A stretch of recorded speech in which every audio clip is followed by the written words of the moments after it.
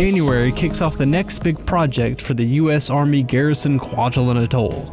U.S. Army Corps of Engineers and Parsons Construction will be starting on the Bucholz Army Airfield, or BAF. But don't worry, flights will continue as usual. My name is Jesse Richardson, and I'm the resident engineer with the U.S. Army Corps of Engineers out here on the Kwajalein Atoll, which is part of the Honolulu district. This is one of our projects, the Bucholz Army Airfield, and we're going to be renovating this project over the next year and a half. This project is very significant for the island as it's the lifeline for a lot of materials and items that people use on this island, as well as the mission operations that are essential for the United States government. This is something that we're looking forward to completing and seeing the benefit of it for not only the people of the island, but also for mission operations. Jesse has been with the Corps for 7 years and has spent time working in LA and Japan, and has now arrived here in Kwaj along with Army Corps of Engineers Blair Jones, the area engineer for this project. So we've awarded the Bucholz Army Airfield renovation project to Parsons Construction. It is a historic, long time coming project that has been in the works for over 10 years here to get it to this stage. We are excited to be a part of this for the community, for the garrison, and to help support the mission here on Kwajalein. My name is Christian Alexander, and I'm an Executive Vice President at Parsons. Parsons is a 17-year-old global defense, intelligence, and critical infrastructure company. We are based now in Centerville, Virginia, and we have been supporting the Department of Defense since our inception in 1945. This project is humbling to be a part of, quite honestly. The project is many years in the making. We're standing on the shoulders of giants, quite honestly, for the people that have programmed this, who have worked so diligently to get it to the stage that it's at.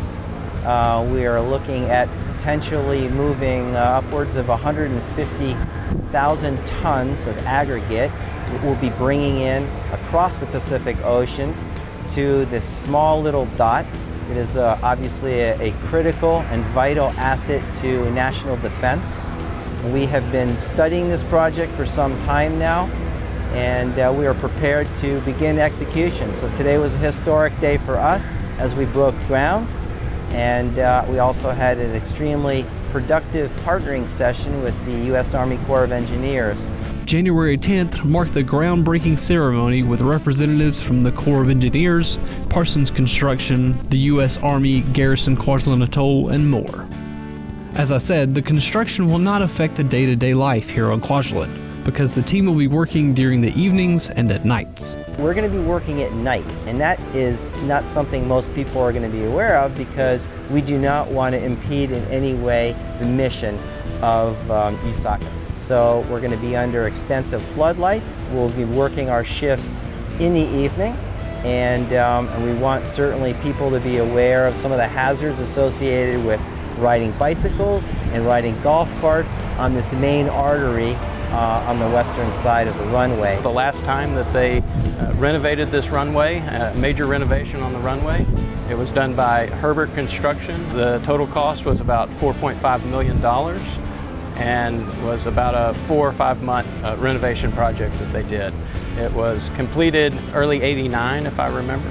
One of the significant things is that they were actually still taking coral out of the reef on Oceanside for aggregate for the airfield. It's hard to believe that at one point so much blood was shed on this island. Now it's just a workhorse for all of us in an idyllic setting in the Pacific, and I think it's going to be great coexisting with the community and getting this project done on time, on budget, safely, and with the kind of quality that the Army Corps of Engineers and the garrison deserve. Each year, the high school classes of Kwajalein put on fundraisers to raise money for their classes. So each class of the high school has to do a fundraiser once a year, and the junior class decided to do a carnival. The carnival was set up like a homemade arcade with different games to play, where you can win tickets to spend on prizes. So we have ping pong ball toss, bago, ring toss, Nerf gun shoot, and then our big game. For the littles we did capture the flag, and then for the older kids we're going to do cops and robbers. One of the prizes is the chance to pie one of the students in the junior class in the face. All the money raised from the snacks and games goes to fund events put on by the junior class. The money is for us to be able to put on a school dance. The money stays with us throughout our whole high school career, and in the end, it helps us pay for graduation. This year's carnival managed to raise over $1,600 to help fund the school dance and to roll over for the class's graduation next year. A lot of time, hard work, and preparation went into pulling off a fundraiser like this, and the junior class is so thankful to everyone who showed up to help support their class.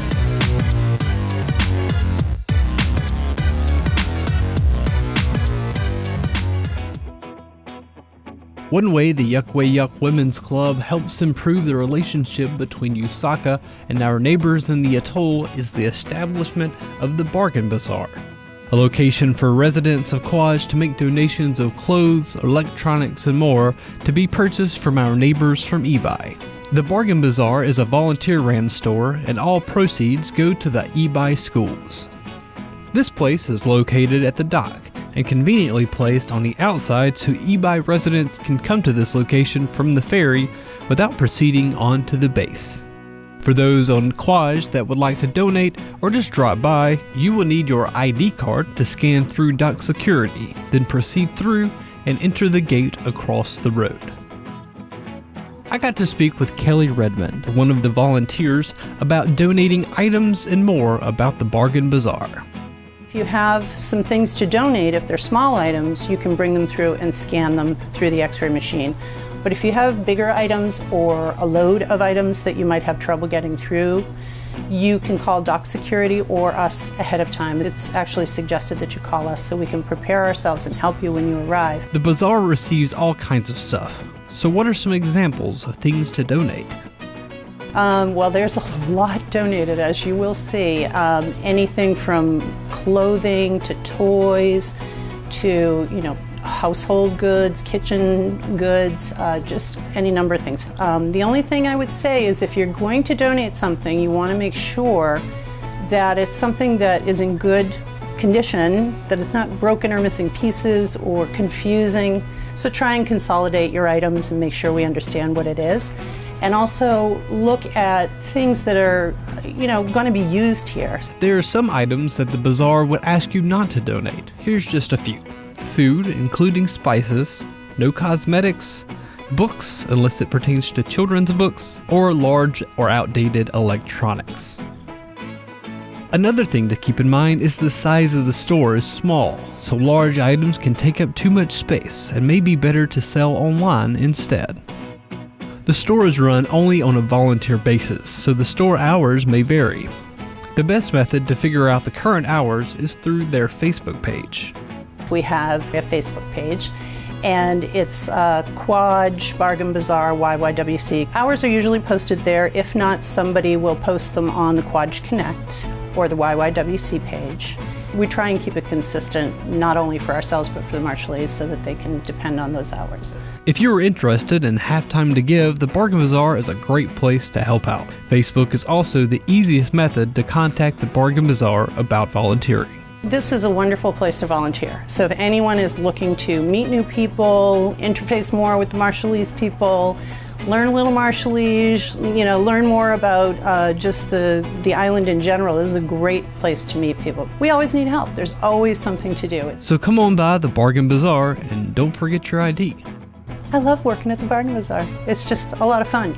We have a good time here. We laugh a lot, we joke around, we get the job done, but we really enjoy each other's company, and we enjoy working around Marshallese people and chatting with them and helping them out with the things that they need. So it's a really fun place to work. I would recommend it to anybody who wants to volunteer.